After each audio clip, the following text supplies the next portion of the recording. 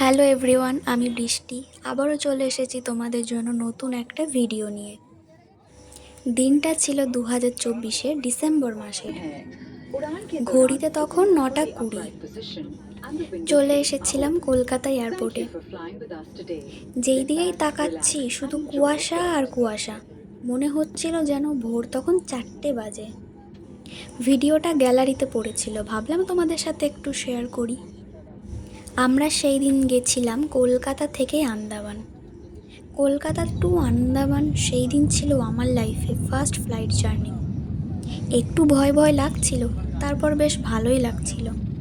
জীবনে প্রথম প্লেনে করে এক জায়গা থেকে আরেকটা জায়গায় যাচ্ছি সেইটা ভেবে। কলকাতা শহর তখন পুরো কুয়াশায় ঢাকা। ডিসেম্বর মাস, কেমন কনকনে ঠান্ডা বলো তো। কলকাতা থেকে আন্দামান যেতে প্রায় 2.5 ঘন্টা সময় লাগে। ওই 2.5 ঘন্টা যে আমরা কি কষ্ট করে পার করেছি সে শুধুমাত্র আমরাই জানি। কারণ তোমরা সবাই জানো, প্লেনে চাপলে নেটওয়ার্ক থাকে না। তার মধ্যে যে কোনো একটা অফলাইন গেম ডাউনলোড করে রাখবো সেটাও মনে ছিল না। না একটু ফোন ঘাঁটতে পারছিলাম, না একটু ঘুমাতে পারছিলাম। কিন্তু ওই যে কথাই আছে না, সবুরে মিয়া ফলে।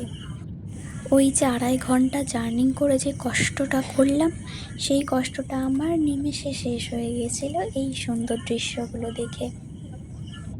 সত্যিই দেখে চোখ ফেরানো যাচ্ছিল না, এতটা সুন্দর লাগছিল দেখতে। আমার ফোনের ক্যামেরা অতটাও ভালো নয়, মানে পরিষ্কার বুঝতে পারছো না, কিন্তু যদি সামনাসামনি দেখতে না সত্যি চোখ ফেরাতে পারতে না। আন্দামান ও নিকোবর দ্বীপপুঞ্জ প্রায় 572টি দ্বীপ নিয়ে গঠিত। এর মধ্যে মাত্র 35টি দ্বীপ জনবসতিপূর্ণ। ওই যে ছোট ছোট দ্বীপগুলো দেখতে পাচ্ছিলে, ওর মধ্যে 572টি দ্বীপ ছিল। এই পাশেও ছিল, ওই পাশেও ছিল, আমি তো শুধু এই পাশেটা দেখালাম, মানে আমরা যেই পাশটাই ছিলাম। এই 572টা দ্বীপ নিয়েই হচ্ছে গিয়ে আমাদের আন্দামান নিকোবর। তো তোমাদের সাথে কথা বলতে বলতে আমরা আমাদের গন্তব্যস্থলে পৌঁছে গেছি পোর্ট ব্লেয়ারে। পোর্ট ব্লেয়ার হচ্ছে আন্দামানের যে এয়ারপোর্ট, সেই এয়ারপোর্টের নাম হচ্ছে পোর্ট ব্লেয়ার। সত্যি পোর্ট ব্লেয়ার এয়ারপোর্টটাও না দেখার মতো। যেই দিকেই তাকাচ্ছি সেদিকেই শুধু সমুদ্র, বন জঙ্গল, পাহাড়, এই 3টে। আজকের মতো ভিডিওটা এখানেই শেষ করলাম। ভালো লাগলে লাইক, কমেন্ট, শেয়ার করে দিও।